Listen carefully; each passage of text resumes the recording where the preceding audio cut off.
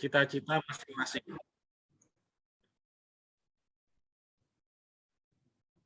Pergi haji dan sebagainya. Nah, ketika kita menikah dan berikutnya kita mempunyai anak, kita harus bisa melakukan prediksi. Berapa sih uang masuk sekolah yang harus dibayarkan kepada sekolah ketika masuk dana ya. Contoh misalnya biaya kuliah ya. Zaman saya kuliah masih 500 ribuan ya per semester. Sekarang sudah 6 jutaan mungkin. Jadi ketika anak yang baru lahir sekarang ya, ketika kuliah, paling tidak hitung-hitungannya 8 kali dari biaya kuliah sekarang. Jadi kalau misalnya sekarang biaya kuliahnya itu per semester itu 5 juta, percaya nggak percaya nanti ketika anak tersebut sekolah, itu paling tidak ada 40 juta per semester kita harus siapkan. Dan ini penting untuk merencanakan pendidikan anak, terus keluarga, apa yang harus kita ingin raih, seperti itu. Dasar pemikirannya, hai orang-orang beriman, bertakwalah kepada Allah, dan hendaklah setiap diri memperhatikan apa yang telah diperbuatnya untuk hari esok. Akhirat dan bertakwalah kepada Allah, sungguhnya Allah Maha mengetahui apa yang kamu kerjakan. Jadi kita harus prepare, mempersiapkan apa yang akan datang. Jangan apa ya bahasanya semprong gelundung lah, apa kata nanti. Biarkan air mengalir, itu nggak bisa. Kita harus rencanakan dari sekarang. Termasuk kita ingin meraih pekerjaan yang kedua gitu, atau investasi apa yang kita bisa dapatkan. Dan ketika kita belajar investasi itu butuh proses. Tidak bisa kita mendapatkan rate yang cukup, penghasilan yang cukup dari investasi tanpa ada proses belajar. Berikutnya adalah dan hendaklah takut kepada Allah orang-orang yang sekiranya mereka meninggalkan keturunan yang lemah di belakang mereka yang mereka khawatir terhadap kesejahteraannya. Oleh sebab itu hendaklah mereka bertakwa kepada Allah dan hendaklah mereka berbicara dengan tutur kata yang benar. Quran Surat An-Nisa ayat 9. Dan yang ketiga, wahai manusia, makanlah dari makanan yang halal dan baik yang terdapat di bumi dan janganlah kamu mengikuti langkah-langkah setan. Sungguh setan itu musuh nyata yang bagimu. Quran Surat Al-Baqarah 168. Jadi Bapak Ibu, ini dasar pemikirannya, apapun yang kita lakukan nantinya, kerjaan yang sudah kita jalani, termasuk pekerjaan kedua, investasi yang kita tanamkan, nantinya yang kita pelajari bersama, perlu memenuhi syarat-syarat seperti berikut. Jadi tetap harus caranya baik dan halal. Di sini ya tadi Quran Surat An-Nisa ayat 9 ya, wal yakhshalladzina law taraku min khalfihim zuriatan di'afan khafu alaihim falyatawakullah wal yaqulu qawlan sadida. Jadi generasi lemah di sini pembahasannya bukan iman ya, tapi iman juga, tetapi permasalahannya bahasanya dalam masalah waris. Dan hendaklah takut kepada Allah orang-orang yang sedang meninggalkan di belakang mereka anak-anak yang lemah di Afan, yang mereka khawatir terhadap kesehatan mereka. Oleh sebab itu hendaklah mereka bertakwa kepada Allah dan hendaklah mereka mengucapkan perkataan benar. Jadi ini asbabun nusulnya ketika Sa'ad bin Abi Waqqas berkata kepada Rasulullah, aku tidak memiliki ahli waris kecuali seorang anak perempuan, aku boleh menginfakkan 2/3 dari hartaku, gitu ya. Rasul pun menjawab tidak boleh. Separuh, terjawab Rasul lagi juga tidak boleh. Sepertiga ya Rasul, kata Sa'ad, kemudian Nabi mengizinkannya. Ya sepertiga juga sudah banyak. Seperti itu. Jadi sesungguhnya lebih baik meninggalkan ahli warismu dalam keadaan kaya daripada meninggalkan mereka dalam keadaan miskin. Ini penting ya Bapak Ibu. Ini kalau misalnya anak kita itu berkemampuan, kaya, itu tidak ada masalah kalau seandainya nanti bapaknya itu punya hutang piutang, terutama punya hutang ya, punya kewajiban-kewajiban yang harus dipenuhi. Kalau misalnya tidak bisa, anak kita pun juga kondisinya juga pas-pasan, juga tidak kaya juga, tidak mampu membayar kewajiban-kewajiban dari ayahnya, ini akan bermasalah nanti di yaumil akhir. Jadi pentingnya sebetulnya ini sebenarnya mengingatkan kita mau mewajibkan kita sebetulnya agar kita mempunyai waris, punya aset. Jadi aset itu aset yang bersih ya, yang dimana aset dikurangin hutang itu masih ada nilai positifnya. Jadi kalau positif itu berarti meninggalkan waris. Tetapi kalau misalnya negatif, kasihan ya. Jadi anak-anak kita meninggalkan hutang. Jadi penting kiranya kita harus meninggalkan waris. Kita harus meninggalkan aset bersih. Ini sebagai contoh ya di Sirah Sahabat ya. Kita ngambil saya mengambil contoh saja Abdurrahman bin Auf ya, meninggal di dunia di usia 75 tahun dan meninggalkan 28 anak laki-laki dan 8 anak perempuan. Hal yang sangat menarik bahwa walaupun Abdurrahman bin Auf sudah menyumbangkan hampir keseluruhan hartanya di jalan Allah SWT, namun beliau masih meninggalkan harta warisan yang sangat banyak. Bahkan Amil sulit dalam menghitungnya gitu ya. Dan harta warisannya per masing-masingnya itu 80.000 dinar.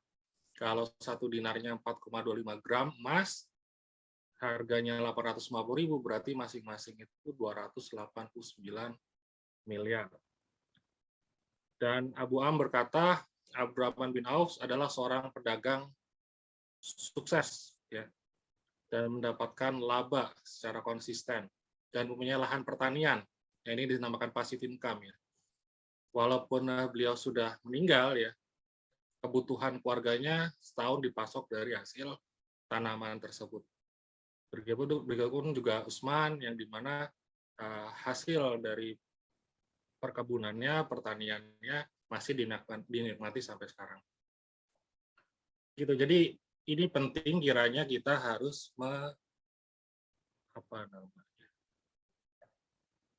menyiapkan waris, menyiapkan aset bersih, bukan hutang, bukan mewariskan hutang.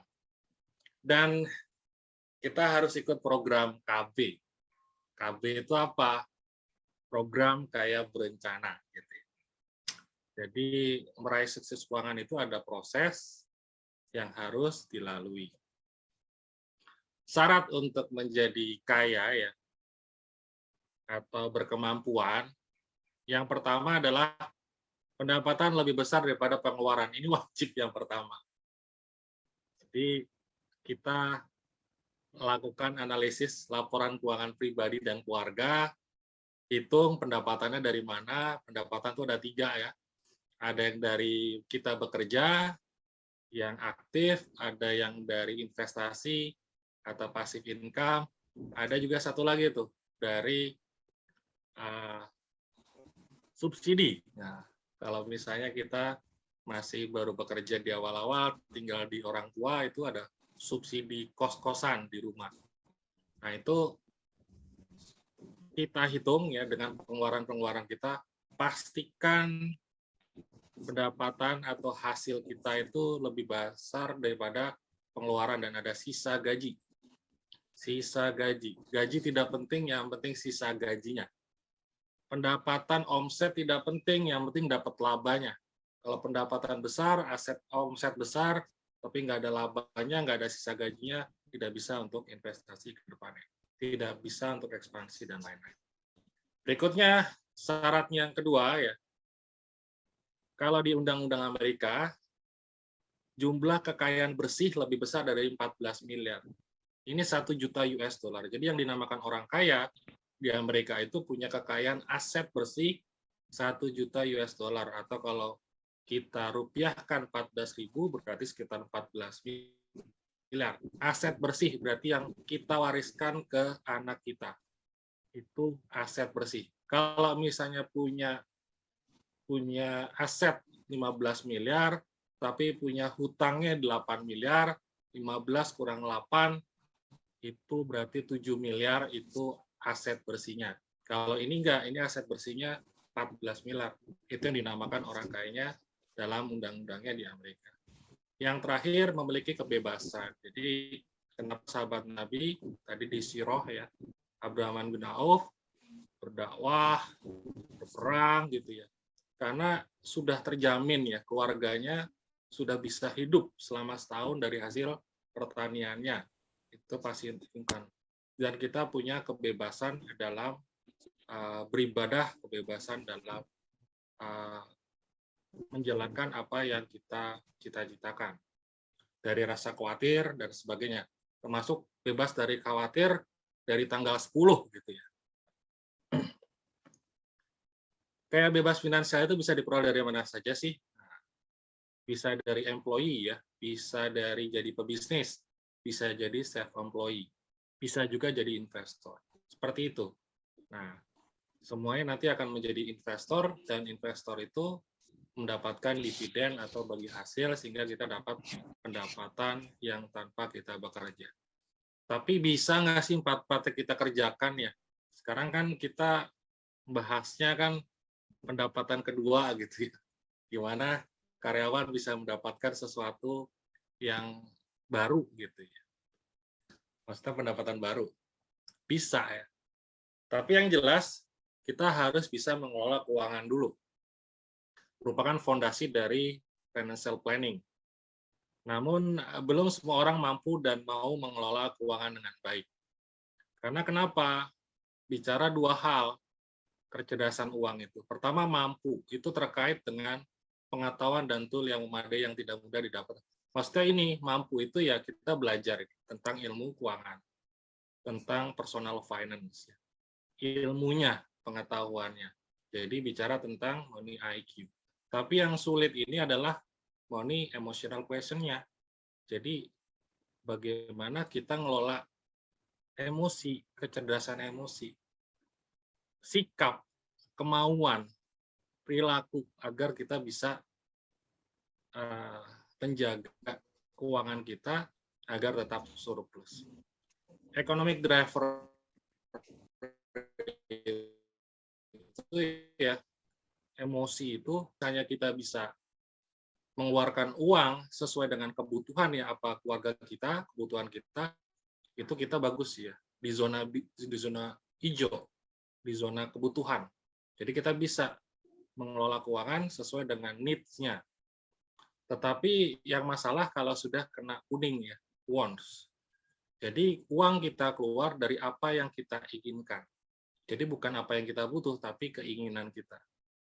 Jadi kalau misalnya makan ya, kalau untuk memenuhi kebutuhan hidup, kita bisa masak sendiri, itu needs. Tetapi kalau wants, kita pengennya makannya di restoran. Gitu ya.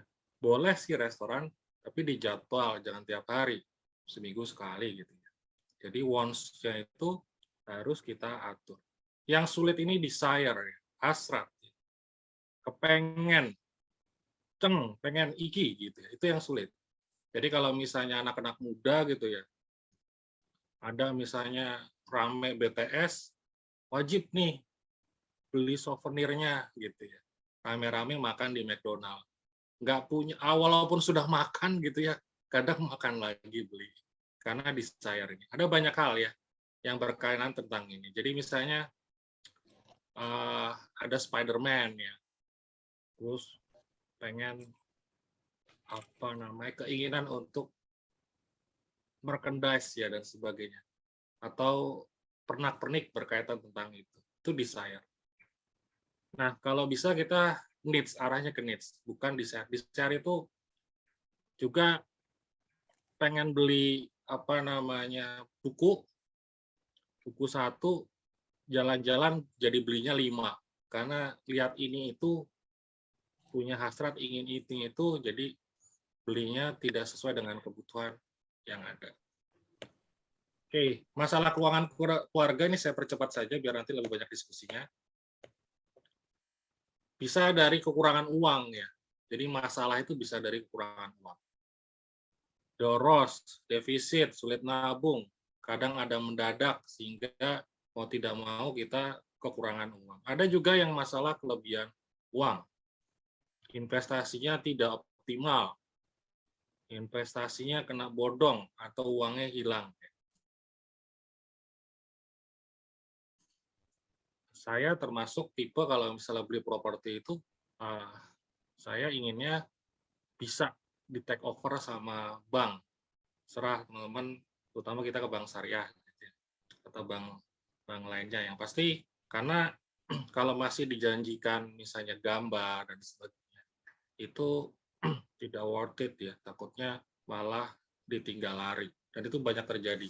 Apalagi kondisi sekarang ini di Surabaya untuk masalah investasi tanah dan sebagainya agak hati-hati karena banyak yang double sertifikatnya. Ini sekilas saja mengenal catatan keuangan Anda, kemana uang dibelanjakan. Ini bicara tentang arus kas. Sedangkan kalau berapa kekayaan Anda bicara tentang catatan kekayaan Anda. Ini neraca, kalau yang atas laba rugi kalau di perusahaan. Kemana uang dibelanjakan? Nah ini wajib ya, kita nganalisis ya. Ini penting ini, keluarnya kita di mana sih ya, perlu kita pahami. Harus kas masuk pendapatan mana yang tetap, pendapatan yang tidak tetap yang mana. Nah, yang tidak tetap ini kan kita lagi nyari ya. Sebenarnya kita udah dapat berapa sih tidak tetapnya? Tetapnya berapa? Terus yang kedua harus kas keluar kita. Ini yang tetap berapa, yang tidak tetap berapa. Jangan sampai tidak tetapnya lebih besar daripada tetapnya. Berarti kita keinginan sama desire-nya hasratnya lebih besar ya. Jadi banyak kegiatan pengeluaran uang yang tidak kita rencanakan. Itu juga bahaya. Arus kas bersih sama dengan pendapatan sama dengan pengeluaran. Dikurangin pengeluaran. Arus kas bersih sama dengan pendapatan dikurangin pengeluaran.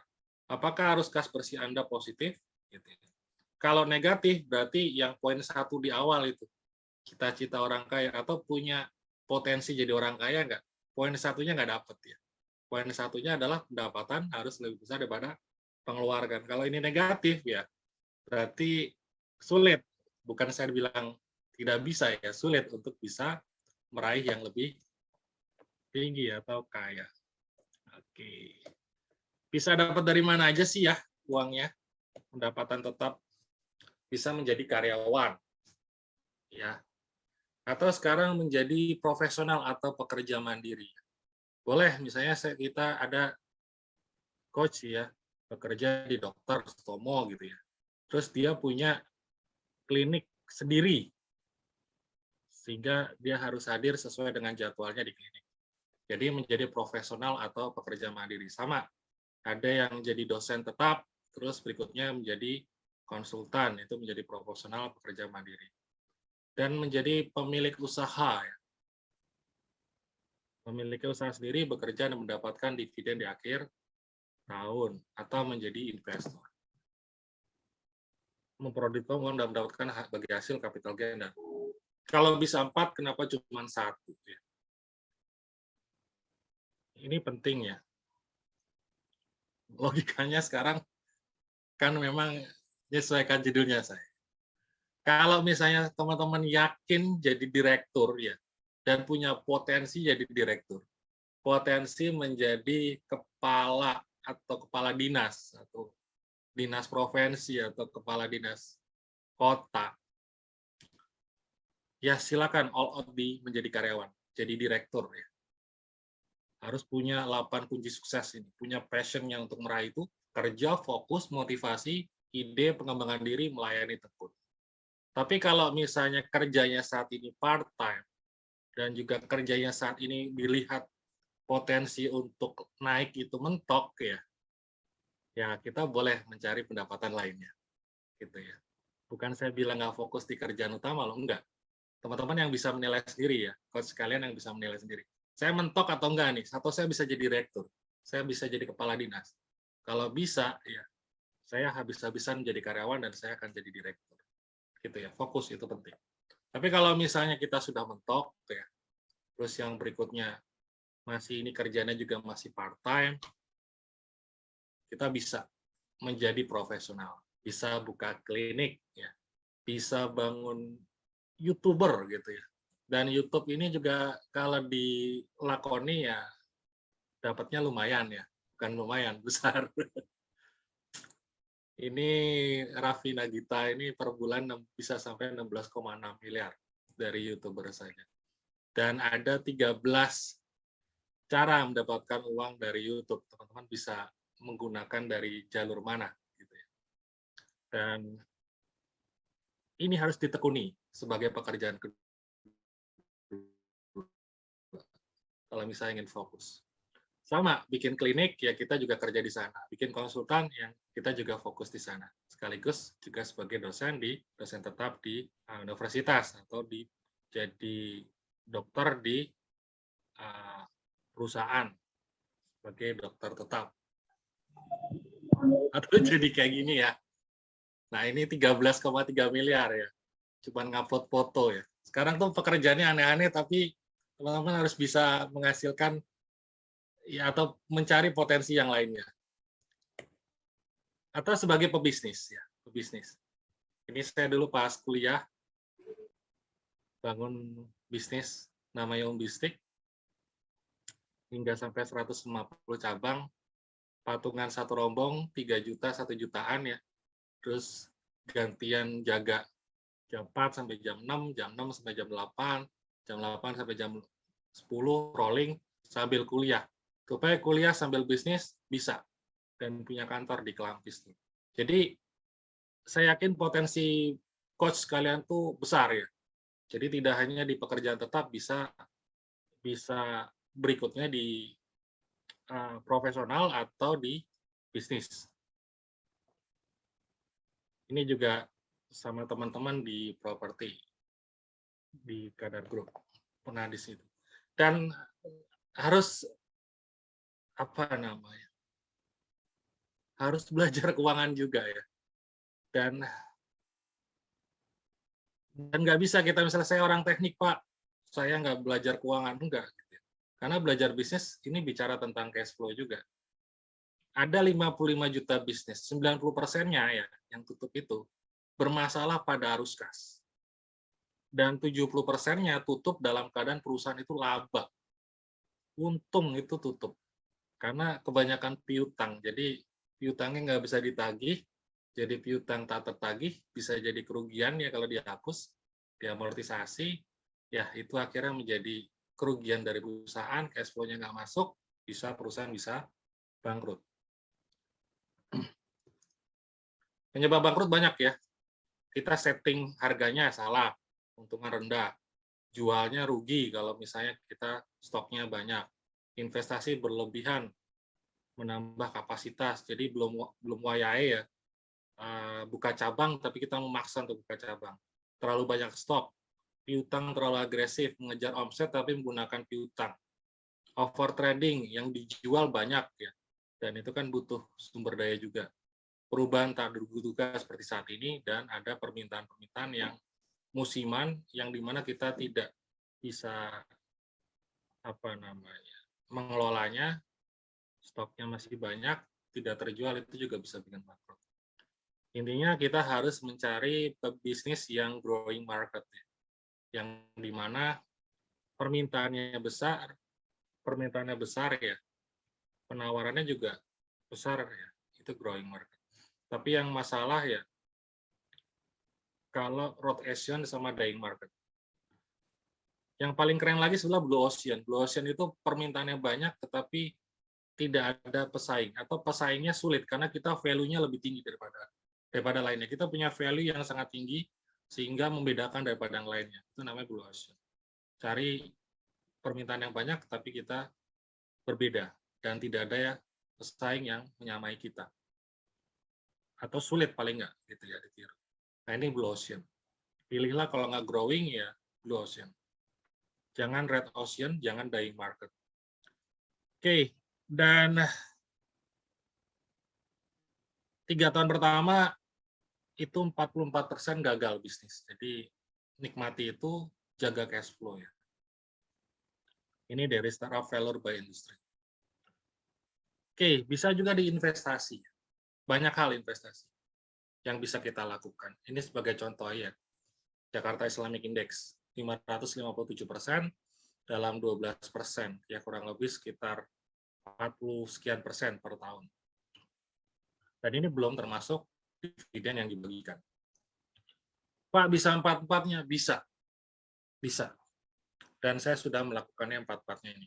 Saya juga melakukan investasi di saham, saya juga dosen tetap, saya juga konsultan ya, sekaligus pebisnis ya, dan bisa dijalankan 4-4-nya. Itu masalah pembagian waktu aja. Ada yang harus dibayar. Ya contohnya ya, saya jarang sekali nonton TV kecuali nonton Persebaya ya. Seperti itu, nonton bola maksudnya. Selainnya saya jarang menggunakan, biasanya menggunakan ya internet aja untuk mendapatkan informasi-informasi. Nothing great is ever achieved tanpa entusiasme. Jadi luar biasa itu tergantung dari antusias kita ya dalam meraihnya. Oke, prioritas cash flow pertama kewajiban pada Tuhan ya. Kita ziswaf ya kalau di Nasrani perpuluhan 10% ya perpuluhan itu. Kewajiban pada orang lain, jadi cicilan hutang diutamakan. Kebutuhan masa depan ya tabungan, investasi, asuransi, dan yang terakhir kebutuhan dan keinginan sekarang. Nah, ini contohnya ya, pemasukan masuk. Nah, yang pertama adalah ziswaf dulu ya, utamakan. Zakat, infak, sedekah, wakaf. Zakat, infak, sedekah, zakat terutama itu 2,5%, alokasikan ya paling enggak 5% lah. 2,5%-nya atau 7,5%-nya kalau 10% ya disamakan dengan perpuluhan aja. Itu buat lainnya, buat infak, sedekah, wakaf. Kalau misalnya ada teman nikah jangan pelit-pelit ya buat hadiah dan sebagainya. Setelah itu hutang harus dibayar, dan ini paksakan tabungan dan investasi. Jadi habiskan uangmu itu langsung ya dibagi, direncanakan, di budget. Ziswaf berapa, bayar hutang berapa, untuk tabungan dan investasi berapa, dan cukup tidak cukup dicukupkan untuk kebutuhan hidup. Berapapun yang kita budget, biasanya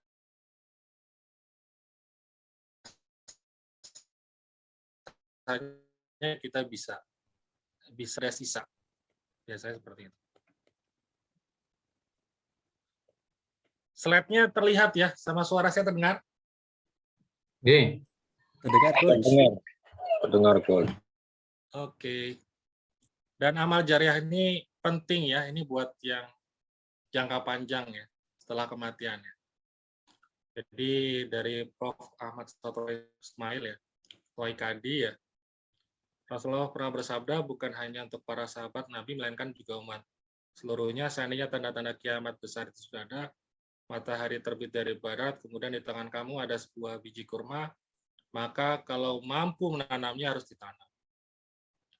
Dan ada 7 ya, bukan hanya 3, ada 7 lainnya.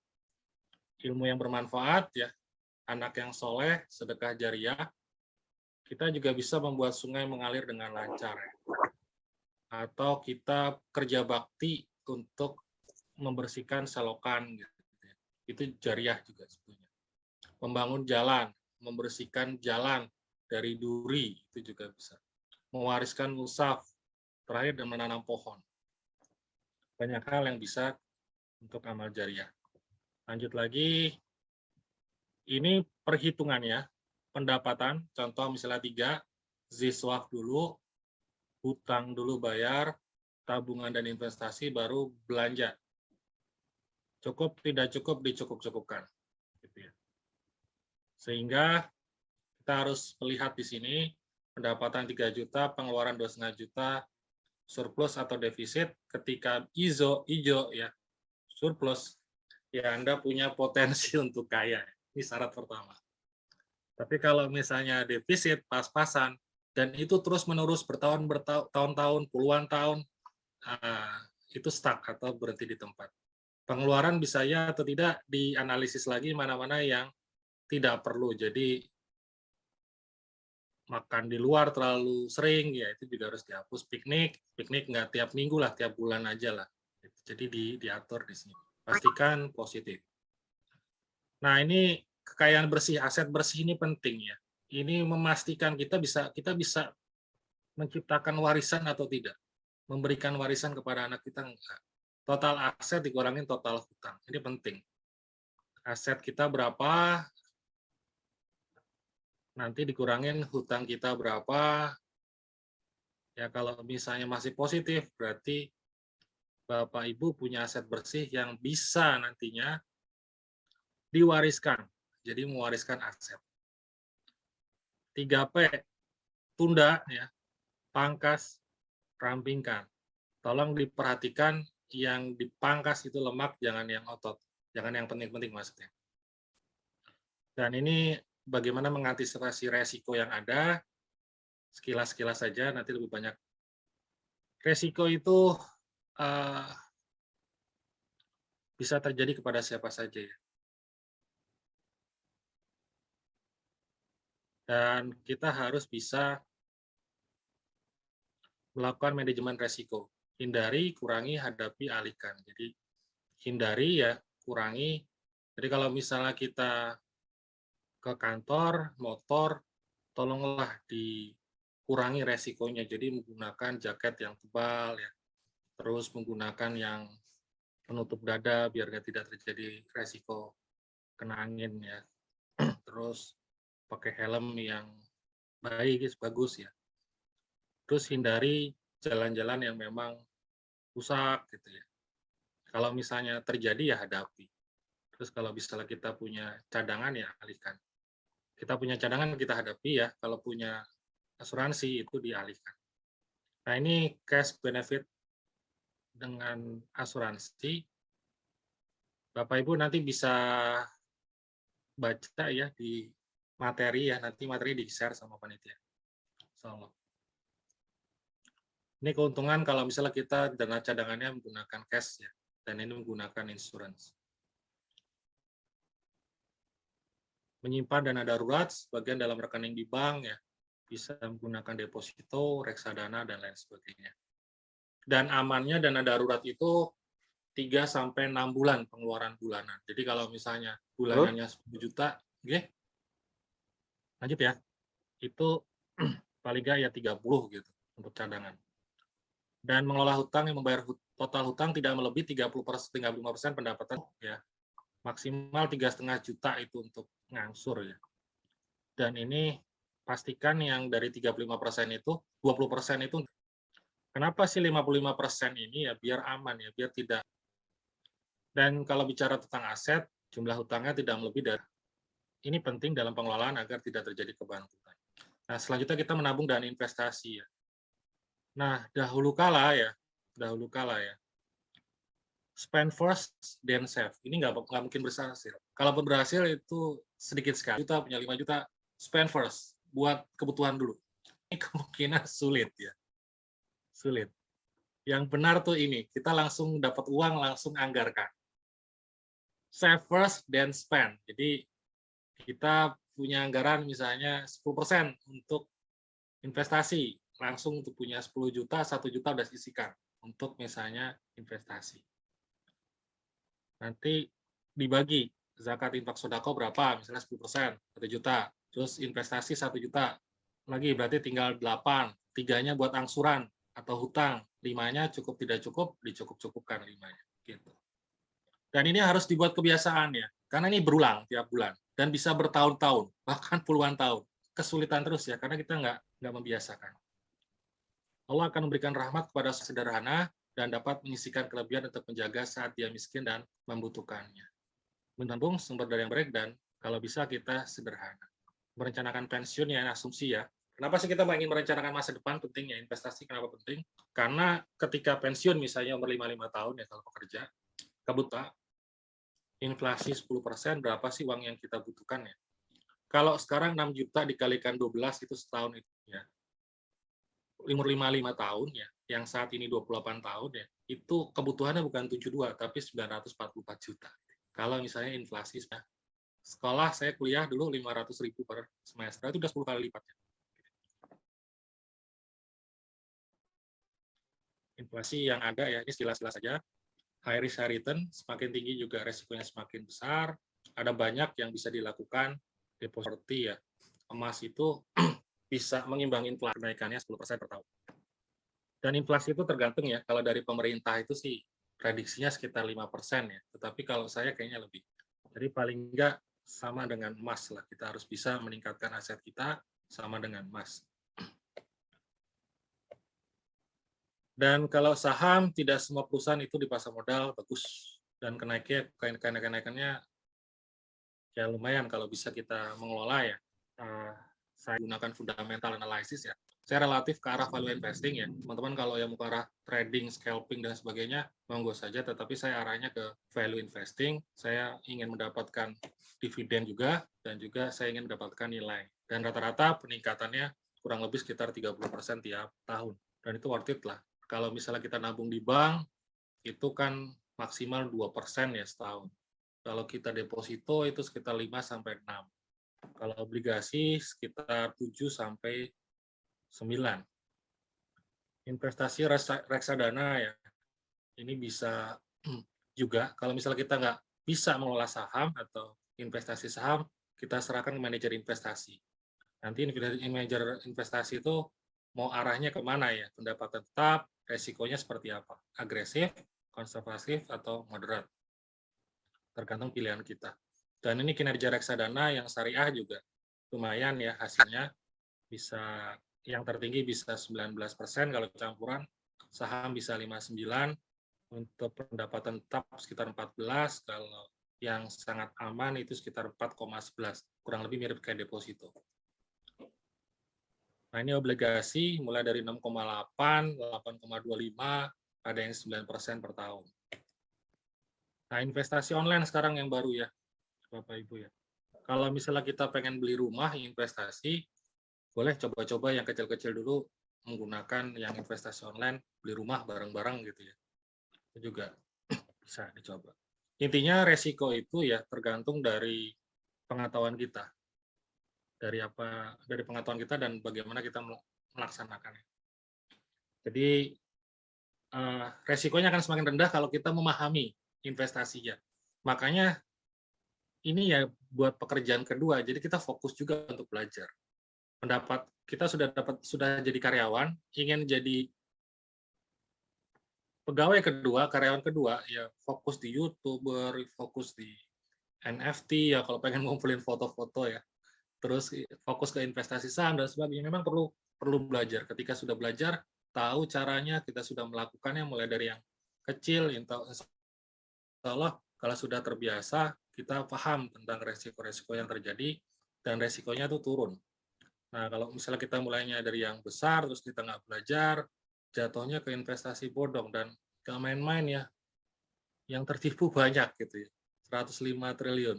Dan sekelas koperasi aja ada yang tertipu itu dari koperasi, satu koperasi ada yang 10 triliun ya. Banyak ini ya contoh-contohnya. Intinya tip pertama kalau investasi, beli instrumen investasi yang tidak Anda mengerti. Jadi harus paham tentang apa yang diinvestasikan. Yang kedua, jangan pernah mengabaikan resiko apapun. Hindari investasi yang mengenakan komisi dan biaya-biaya manajemen tinggi. Jadi dianalisis kalau menggunakan reksadana. Reksadananya biayanya berapa untuk manajemen fee-nya. Jangan letakkan semua telur Anda dalam satu keranjang. Jadi kita perlu portofolio ya. Yang dimasukkan ke sukuk berapa, obligasi syariah ya.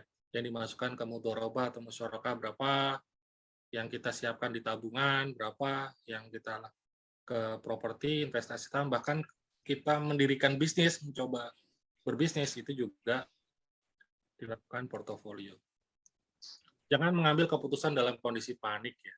Jadi kalau misalnya dengan marketing, saya pasti tidak mau menjawab langsung ya. Jadi saya akan bawa pulang dulu, saya menganalisis.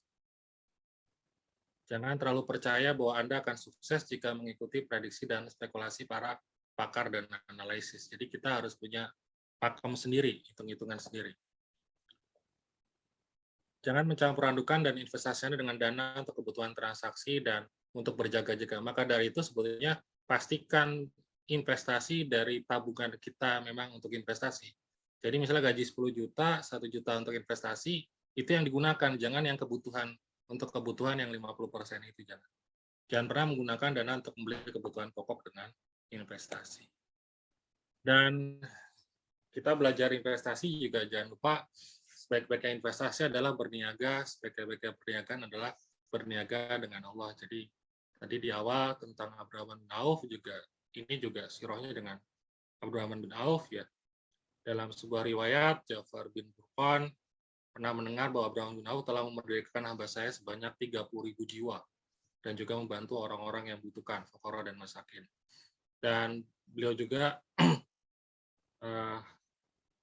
di riwayat lainnya, Abdurrahman bin Auf juga menyerahkan 700 onta beserta isinya, dagangannya itu untuk di jalan Allah diinfakkan itu karena dari Aisyah ya mengatakan bahwa aku melihat Abdurrahman bin Auf radhiyallahu anhu masuk surga dengan merangkak. Informasi ini terdengar dari Abdurrahman bin Auf yang disampaikan Aisyah. Langsung Abdurrahman bin Auf berkata, sungguh aku saksikan di hadapan engkau bahwa seluruh kafilah dagang yang terangkut diinfakkan di jalan Allah. Demikian pula juga Rasulullah SAW mengadakan mobilisasi dana untuk menghadapi perang Tabuk ya. Itu juga Abdurrahman bin Auf juga memberikan 200 uqiyah emas dan menginfakkannya di jalan Allah. Mungkin itu, Coach. Lebih banyak diskusi aja, Coach. Baik, jazakallah khair, Coach Budi, atas ilmunya. Nah, ini pertanyaan Bapak Ibu sekalian, jenengan bisa ajukan di kolom chat, atau mungkin nanti bisa raise hand. Tapi sebelumnya kita bacakan dulu, mungkin Coach Budi ini sudah beberapa pertanyaan yang masuk, sepertinya peserta sudah banyak yang antusias sekali dengan materi ini. Yang pertama, ini ada pertanyaan dari Pak Helmi Bakhtiar. Assalamualaikum, selamat pagi Coach. Jika seseorang menyisihkan setiap bulan 3 hingga 4 juta untuk beli emas, apakah ini sudah paling baik untuk tujuan saya mau beli rumah di Surabaya? Mau KPR dengan cicilan 3-4 juta, malah takut jika ada apa-apa mengingat seseorang tadi tidak PNS atau pegawai BUMN. Terima kasih. Langsung dijawab, Coach ya? Iya, boleh. Satu-satu dulu. Ya, boleh saja ya. Misalnya, saya dulu di Solo juga nabungnya ngumpulkan dinar ya, 4,25 gram itu.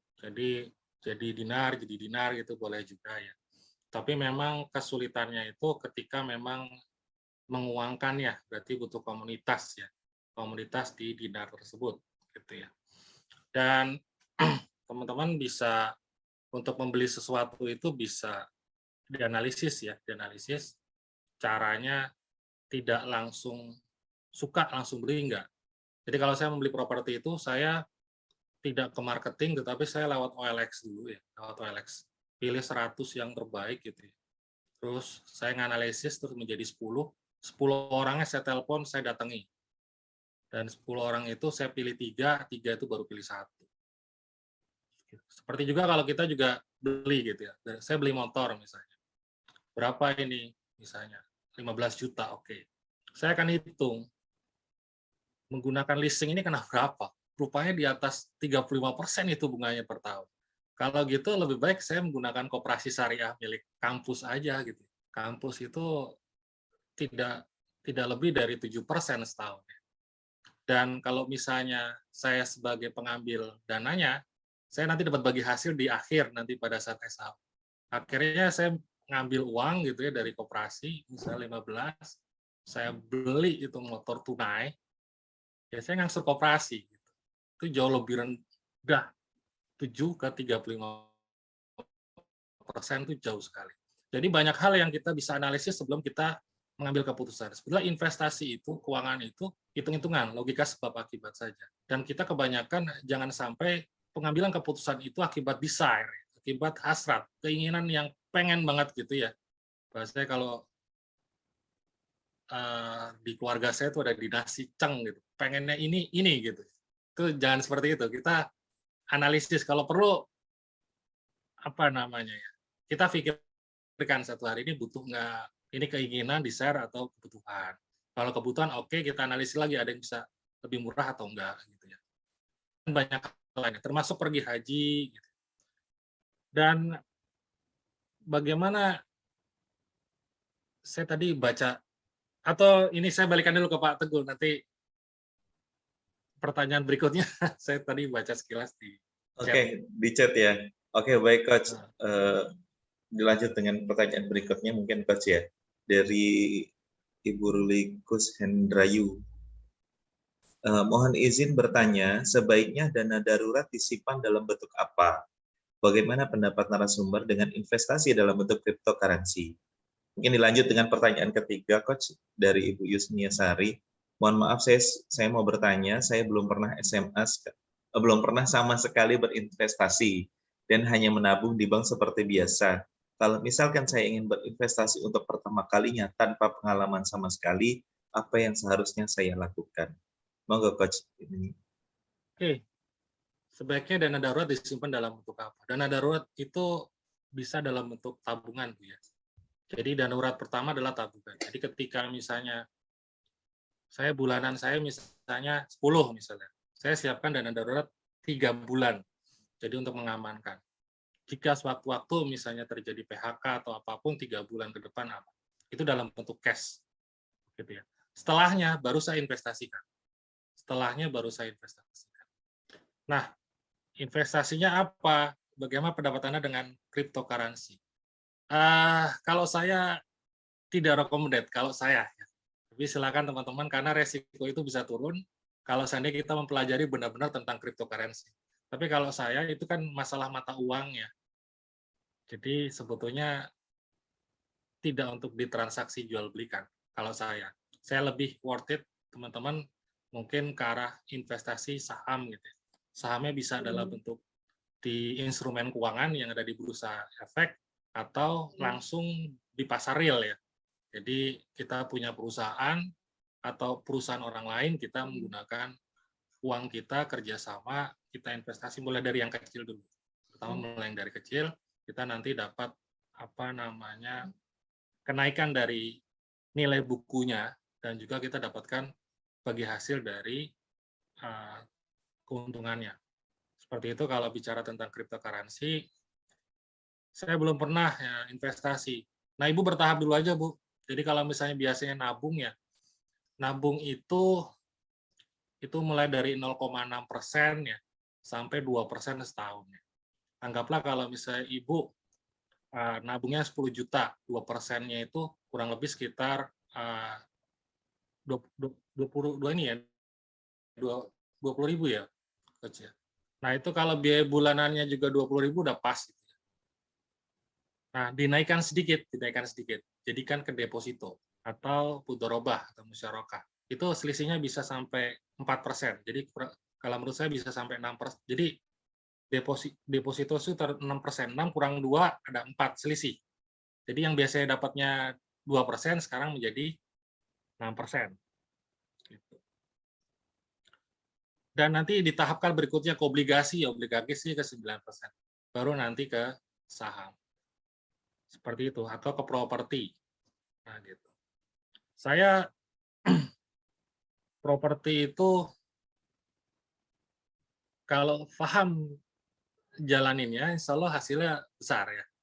Saya beli rumah dulu di Solo, di Kartosuro itu, harganya 140 juta, saya nego marketingnya uang muka 10%, 14 juta. Angsurannya 1,5. Jalan 3 tahun saya gunakan rumahnya, rupanya karena di sana exitnya tol Solo, yang arahnya ke Jogja sama Semarang ya, itu harganya naik 100% lebih. Jadi dari 140 jadi 325.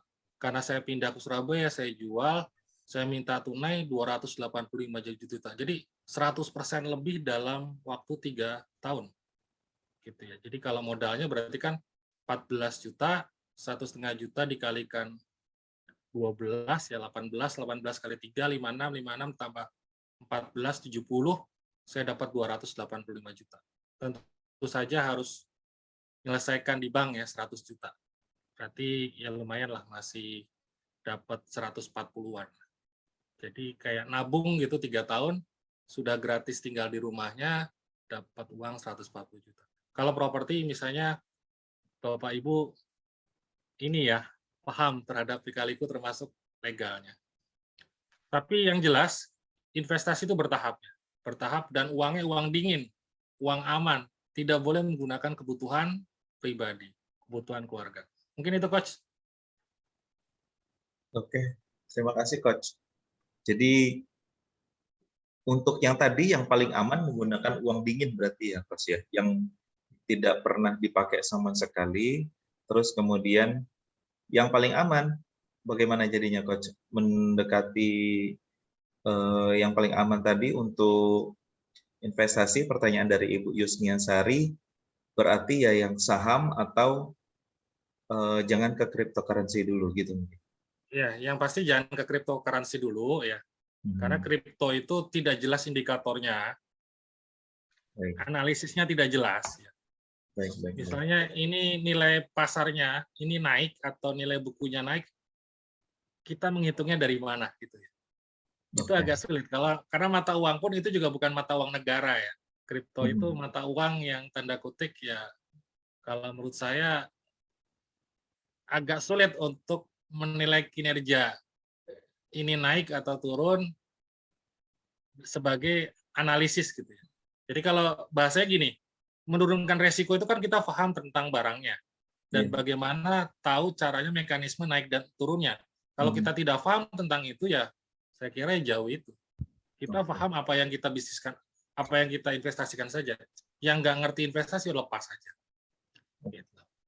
Walaupun ada yang bilang kripto itu dari 8 juta sekarang sudah jadi 800 juta. Iya. Tapi ngerti nggak ilmunya gitu.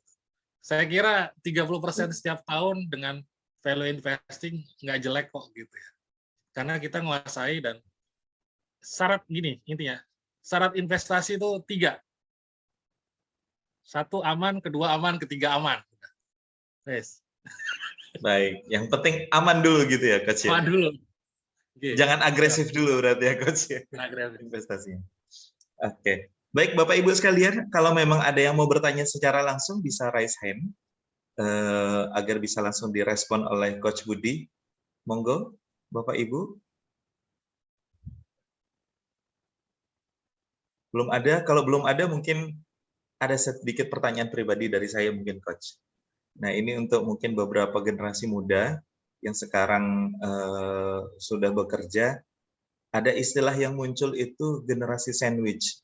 Nah untuk generasi sandwich ini atau generasi yang menanggung hidup orang tua maupun anaknya yang sekarang kurang lebih seperti itu kalau tidak salah saya pahami. Bagaimana cara berinvestasi untuk generasi sandwich? Karena kan berarti yang ditanggung dapurnya lebih dari satu.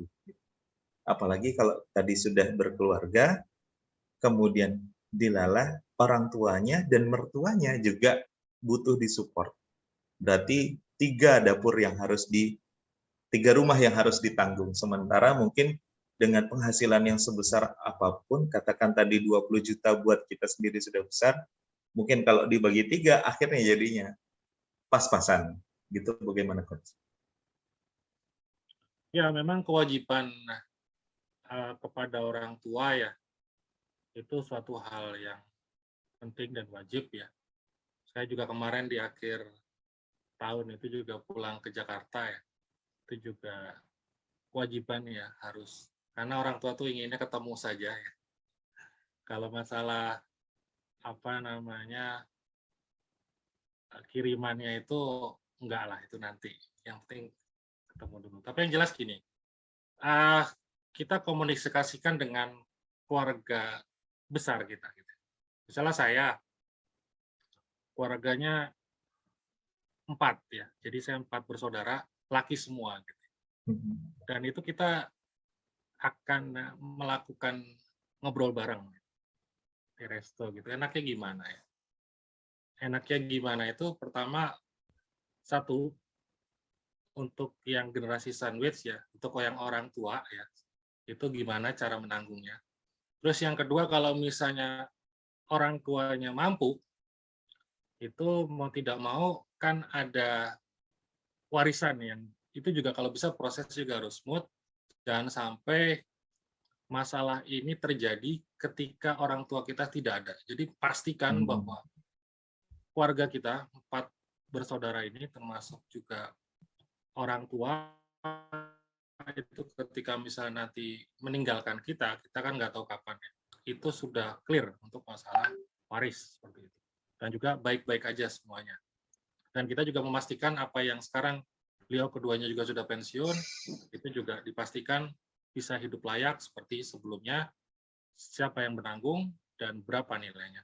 Tergantung dari inilah proporsional, tidak bisa dibagi rata. Jadi kalau misalnya ada yang gaji misalnya 20, ada yang gaji cuma 5, ada yang gaji 10, ya semampumu berapa, yuk kita bagi bareng lah untuk kebahagiaan orang tua kita bersama. Jadi yang jelas komunikasi ya penting, terutama keluarga. Mungkin itu. Baik, jadi dikomunikasikan dulu bebannya seperti apa dan disesuaikan dengan kemampuan masing-masing. Ya, orang tua kan inginnya kan kamu jangan terbebani sama saya. Gitu.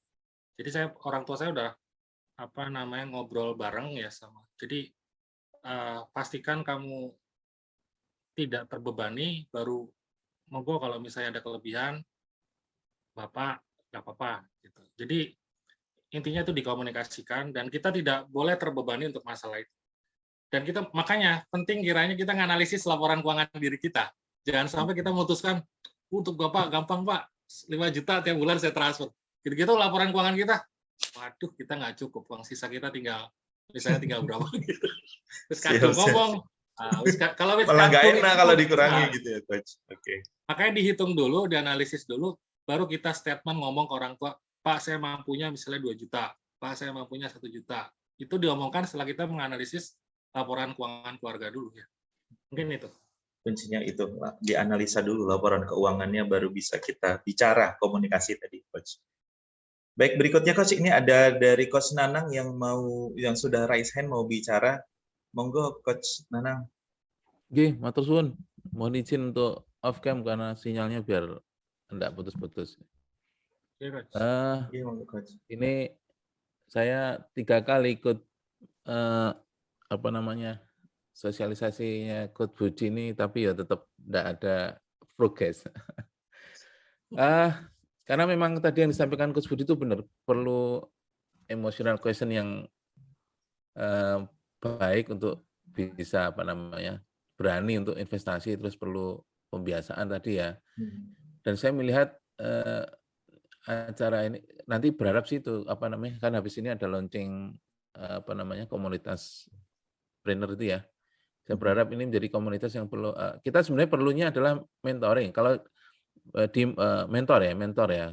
Kalau saya lihat pertanyaan-pertanyaan yang ditanyakan beberapa penanya sebelumnya itu kan bersifat teknis. Artinya ketika mau melangkah itu yang perlu dibimbing gitu. Jadi saya juga merasakan seperti itu. Jadi ketika ikut seperti ini lagi dan diingatkan lagi itu, oh iya ya. Sebenarnya problem kita adalah problem keberanian dan memberikan skala prioritas. Karena di tengah-tengah kesibukan kita yang masih menjadi employee itu akhirnya untuk melangkah step ke berikutnya yang menjadi self employee terus menjadi investor itu seringkali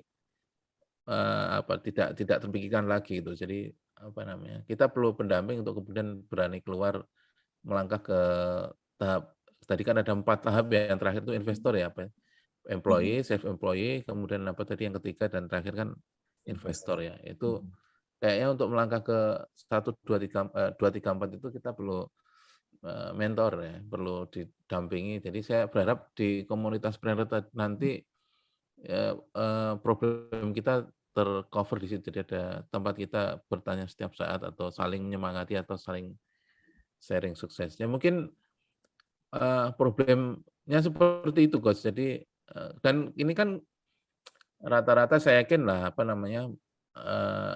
siswa kita ini kan anggota kita ini kan rata-rata kelas menengah lah ya. Dan rata-rata keluarga muda yang artinya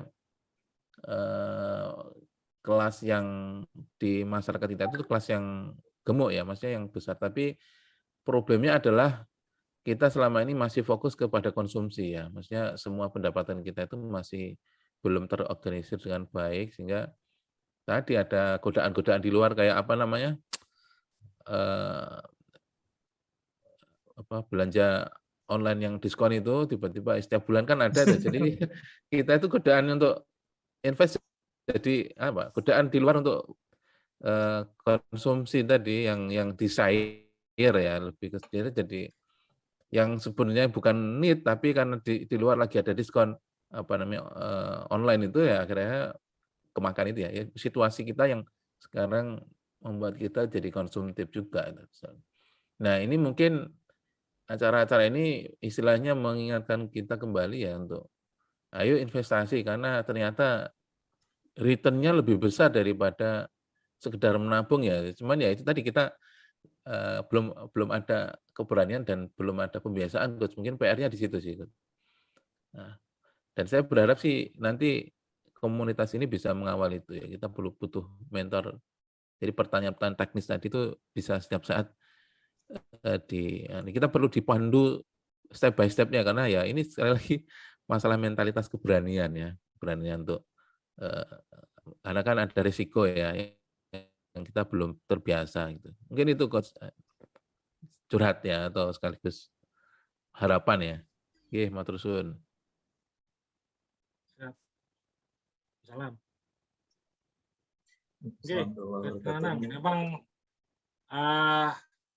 itu pakai konsep yang kedua itu. Kalau misalnya kita gaji ya, spend first ya. Jadi mengeluarkan untuk kebutuhan sehari-hari dulu itu sulit untuk apa namanya, ono sisane itu sulit ya. Jadi kalau misalnya kita sudah melakukan setelah gaji masuk, kita langsung bikin rencana, masukin ke amplop gitu kalau misalnya manual, kalau kita punya rekening langsung dimasukkan. Jadi habiskan gajimu tuh langsung sesuai dengan perencanaan itu. Investasi apa namanya 10%, terus diswap 10%, terus misalnya bayar hutang 30%, 50% cukup tidak dicukupkan. Sudah ngobrol sama istri, ini misalnya gaji 10 juta, 5 juta cukup tidak cukup dicukupkan, diatur bareng. Gitu. Itu relatif lebih bisa nanti tercapai apa yang kita inginkan. Karena kalau misalnya kita uangnya tinggal memang 5 juta, ya kita akan memanfaatkan apa yang ada itu. Karena yang lainnya sudah dibagi. Gitu. Dan jangan dikutak-kutik investasinya, ditoal-toel gitu ya. Diambil lagi sama aja. Nah, itu yang sulit godaannya, Coach. Suka sekali sudah disisihkan di rekening, akhirnya karena sama-sama mudah disentuh, akhirnya tertoel-toel juga. Baik, Coach. Ini ada pertanyaan lagi, Coach, dari peserta kita juga, Coach. Dari Bapak Maulana, izin bertanya untuk nabung emas di Pegadaian, apakah aman dan sewaktu-waktu mudah dicairkan? Oke, terima kasih atas pertanyaannya, Pak Maulana. Jadi, kalau Pegadaian sekarang ini jauh lebih aman karena sudah bergabung di BRI ya. Jadi lebih kuat satu, kalau dari institusi ya. Terus untuk apa namanya, dari barangnya, itu ada perjanjian ya, termnya itu kita bisa apa namanya, ditukar dengan emas, langsung diambil di Pegadaian bisa. Jadi kita misalnya belinya, kan syaratnya kalau nggak salah belinya itu per 0,01 gram kayaknya. Setahu saya ya. 0,01 gram. Jadi bisa nabung, tetapi convert-nya ke emas pada tanggal sekarang, pada saat berjalannya sekarang, itu dikalikan, misalnya kalau harganya 700, berarti 70.000 itu per nabung. Seperti itu. Nanti kumpul sampai 10 gram, silakan nanti diajukan untuk dijadikan emas ke Pegadaiannya, nanti diambil. Bisa, setahu saya. Bisa. Dan saya sudah nyoba, istri saya menggunakan Pegadaian Syariah juga. Dan itu jauh lebih mudah dan tetap dipelajari, teman-teman. Investasi itu tetap harus belajar. Jadi silakan buka 1 tahun tuh emas itu harganya tertinggi berapa, terendahnya kapan. Belinya saat rendah pada bulan-bulan tertentu. Teman-teman bisa nabung dulu di tabungan biasa, ketika pada saat rendah beli, gitu bisa. Karena dalam 1 tahun itu 12 bulan, yang rendah itu paling cuma 3 bulan atau 4 bulan saja. Jadi pilih yang pada saat rendah. Dan itu berulang. Dan kita bisa mantau tiap harinya kenaikan harga emas. Kalau misalnya rata-rata setahun itu kenaikannya 10%, kalau misalnya teman-teman coach semua itu bisa mengamati tentang perilaku harga emas, itu bisa naik. Saya yakin bisa naik, bisa marginnya bisa di atas 20 atau 30% dalam setahun. Asal kita tahu turunnya kapan, naiknya kapan. Tapi kalau nggak mau pusing, ada juga menabung emas. Udah, pokoknya aku tiap bulan nabung aja. beli itu boleh juga, karena rata-rata tetap naik 10%. Tapi jangan baper ya ketika harga emasnya turun. Kemarin sempat 1 juta, sekarang ini sekitar 900 atau 850 gitu. Baper gitu. Enggak. Kalau nabungnya itu pengen sama kayak menabung saham atau menabung emas, tiap bulan rutin pokoknya nabung itu untuk memastikan rutinitas, ya nggak apa-apa, karena secara rata-rata itu naik sekitar 10%. Teman-teman juga bisa ngitung kayak gini, IHSG sekarang berapa? 6.500. Ya, tahun depan jadi berapa? Jadi 7.000. Itu kenaikannya berapa poin? Itu sekian persen. Berarti kenaikan IHSG sekian persen tiap tahun. Itu gampangnya gitu aja. Tapi rata-rata itu dari 700 lebih perusahaan. Dan saya kembali lagi mengingatkan bahwa perusahaan itu tidak selamanya baik dari 700 itu. Kalau LQ45 itu cuma 45 saja menghitungnya yang paling bagus. Kalau Kompas 100, dia memilih 100 terbaik. Kalau JII 30, dia memilih 30 terbaik. Kalau misalnya bisnis 25 ya, itu dari bisnis Indonesia cuma memilih 25 terbaik. Jadi pilih yang dari 700 itu pilih yang baik-baik saja. Nabung gitu ya, nanti naik. Insya Allah hasilnya juga baik. Tapi kalau pengen lebih mendapatkan hasil yang bagus, bahasanya dijelentrehkan gitu. Ini setahun ini dari beberapa tahun, 5 tahun itu naiknya kapan, turunnya kapan. Kita beli pada saat turun aja udah. Gitu. Nanti terserah itu saham atau harga emas, itu kurang lebih tipenya sama, perilakunya. Jadi kan kita cuma dapat keuntungan dari selisih ketika naik. Gitu. Mungkin itu tambahannya. Oke, berarti dilihat juga kebutuhannya buat diinvestasi jangka panjang atau pendek ya, Coach ya? Kalau jangka panjang jangan sering-sering lihat biar enggak baper gitu mungkin, Coach. Dan emas sama saham itu memang jangkanya menengah dan panjang ya. Jadi kita nggak bisa misalnya butuh cepat-cepat. Karena harga saham kan naik turun, harga emas juga naik turun. Ketika kita saat butuh ya, nggak bisa kita langsung menguangkan emas itu. Walaupun tetap keluar uangnya jelas kalau di Pegadaian. Misalnya kan ada fee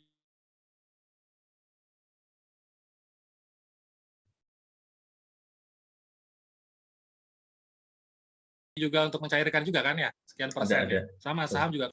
Jadi ada biaya untuk ketika kita menarik gitu ya, atau menjual saham tersebut dan jadi deposit gitu kan ada biayanya.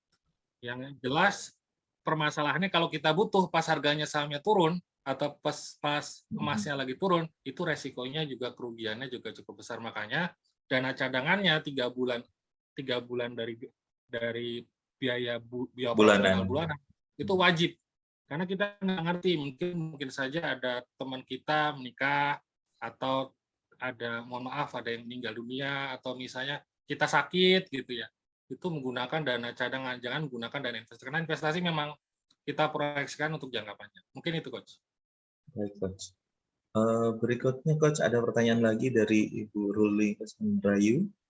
Mohon bertanya lagi, Coach, kalau investasi saham atau reksadana, baiknya lewat bank atau marketplace atau aplikasi seperti Ajaib atau Bibit? Saya kira pokoknya sekarang ini gini ya, kita mulainya dari yang kecil dulu, terus pastikan bahwa legalitasnya sudah lengkap. Yang ketiga ada jaminan dari OJK. 3 itu terus kita mulai dari yang kecil. Sebetulnya itu relatif sama ya, relatif sama. Tetapi pastikan tadi ada salah satu 7 tips and trick ya. Investasi kan yaitu bicara tentang manajemen fee ya. Manajemen fee atau fee transaksi atau fee yang kita bayarkan ke manajer investasi itu biayanya berapa? Silakan bandingkan mana yang terendah. Kita sama yang kinerjanya juga bagus juga. Jadi pilih yang kinerjanya bagus, setelah itu manajemen fee-nya rendah. Mungkin itu sih. Kalau sekarang relatif lebih aman ya kalau misalnya sudah terdaftar di OJK. Kecuali kalau misalnya teman-teman investasinya, ngapunten, saya bukan bilang koperasi, tidak semua ya. Ada yang koperasi yang tanda kutip yang mengumpulkan uang gitu ya. Terus ada lagi yang tidak legal, itu bahaya. Apalagi HYIP ya, High Yield Investment Program yang di internet yang tidak jelas itu ya, yang menjanjikan 1% per hari atau misalnya 5% tidak masuk per minggu. Akal sama sekali gitu ya, Coach ya. Itu tidak ada legalitasnya, itu bahaya. Jadi kalau misalnya sudah sudah investri, terus misalnya dana syariah, atau misalnya ajaib atau apa, bibit, yang dimana memang sudah terregister, saya kira kita tinggal mempelajari aja perilaku dari investasi tersebut. Mungkin itu sih. Baik, Coach. Ada lagi mungkin Bapak Ibu yang mau ditanyakan terkait ini materi kita pada pagi hari ini? Karena cukup banyak yang tertarik, sepertinya beberapa juga dari rekan-rekan kita sudah memulai habit yang baik ini ya Coach ya, dengan berinvestasi di berbagai aspek tadi ya, ada yang mungkin dengan emas, ada yang dengan properti dan seterusnya. Bapak Ibu bagaimana? Kalau belum mungkin saya pertanyaan terakhir mungkin Coach dari saya Coach. Saya tertarik dengan pertanyaan tadi dari peserta yang menanyakan dengan menabung emas di Pegadaian. Nah, secara syariah apakah diperbolehkan, Coach? Karena ada beberapa teman-teman yang menyampaikan juga meragukan apakah diperbolehkan menabung emas di di Pegadaian seperti itu, karena transaksi emas dikatakan harus ada transaksi jual belinya secara langsung gitu, tidak bisa secara online. Gimana? Oke, Coach Teguh. Ini yang ngomong seharusnya orang syariah. Tapi kalau saya sepengetahuan gini Coach-nya aja, sepengetahuan Coach-nya. Ya pilihlah Pegadaian, kan ada dua, ada Pegadaian syariah. Pilih Pegadaian syariah dulu ya. Untuk masalah hitung-hitungan syariah atau tidak, diperbolehkan atau tidak, kalau saya lihat dari termnya, dari syarat dan ketentuannya ya. Yang jelas sebetulnya kita beli itu barangnya ada di Pegadaian. Jadi termnya gitu. Jadi kita beli 0,01 itu penjaminnya Pegadaian, kita ada emas di sana. Jadi walaupun kita barangnya tidak ada di kita pegang, tapi realnya di perjanjian itu kita punya 0,01. Dan ketika kita ngumpul 10 gram dan kita bisa jadikan itu menjadi 10 gram dan kita ngambil dari Pegadaian, kita dapat antam, itu kalau menurut saya sudah cukup, jadi tidak perlu dipegang. Dan malah sebetulnya itu ada keuntungan bahwa ketika emas itu kita pegang, itu resikonya di kita. Sedangkan kalau emasnya itu ada di Pegadaian, itu resikonya di Pegadaian. Tapi yang jelas kepemilikannya, yang misalnya 10 gram, itu kepemilikan saya, dan itu tercatat sebagai tabungan yang dijamin juga. Dan BRI dan Pegadaian itu sekarang juga sudah dijamin juga kan, kalau misalnya nilainya bawah 2 miliar kan ada LPS di sana ya. Jadi relatif aman kalau misalnya bicara tentang klaim kepemilikan saya itu punya berapa emas di sana. Dan Pegadaian emas itu ya, untuk yang syariah emas, itu seperti tabungan biasa, tetapi hitungannya 0,01 gram. Jadi bedanya kalau kita nabung menggunakan uang rupiah, kalau itu uangnya uang bentuknya Mas. gram. Gitu. Gram. Dan ketika harga emasnya itu naik, ya teman-teman bisa langsung menjual langsung, kelebihannya di situ. Dan Pegadaian itu di termnya itu wajib, bukan wajib, langsung beli, tapi dia punya namanya spread. Dia punya pengen dapat keuntungan juga. Gitu misalnya harganya 1 juta gitu ya. Ada spreadnya ya. Gitu ya. Misalnya spreadnya 2% atau berapa, misalnya dia pengen dapat untung 2%. Jadi harganya dibeli sama dia misalnya 950 gitu. Kalau kita ridho jual ya sama Pegadaian dibeli. Dan kita terjual masuk uang kas ke tabungan rupiah kita. Gitu. Mungkin itu sih kalau saya. Tapi kalau lebih detailnya nanti mungkin ada kajian lebih lagi mungkin ya Coach ya, untuk masalah dari mungkin lebih berkompeten ya. Tapi yang jelas saya dari yang saya baca itu ya, sama Pegadaian Syariah itu juga sudah melalui MUI juga dari DSN. Oh ya. Saya kira kalau menurut saya sih cukup. Itu. Mungkin itu. Oke. Baik Coach, terima kasih banyak Coach. Mungkin sudah waktunya juga, sudah 10:30 Coach. Kalau bisa kita ambil kesimpulan dari kegiatan ini, ya yang jelas kita harus menyisihkan terlebih dahulu ya, saving first baru spend kemudian. Nah, jadi savingnya ini nanti mau ke arah mana, instrumennya terserah teman-teman, tapi yang menjadi aturan rules-nya adalah 3 tadi, aman, aman, dan aman. Gitu ya. Jadi pastikan kita aman investasinya, dan pastikan kita memahami rules atau cara kerja investasi yang kita lakukan. Mungkin gitu ya Coach ya. Baik, demikian mungkin kegiatan kita untuk sesi materi kali ini. Kurang lebihnya mohon maaf. Terima kasih banyak Coach Budi Wahyu Mahardika. Selanjutnya saya kembalikan kepada MC Pak Andi. Monggo Pak Andi. Baik, alhamdulillah kita sangat tercerahkan sekali dengan materi dari Coach Budi tadi ya. Terima kasih Coach Budi atas pemaparan yang daging semua. Serta Mas Teguh yang sudah memoderasi talkshow hari ini. Alhamdulillah sangat tercerahkan. Saya yakin pembahasan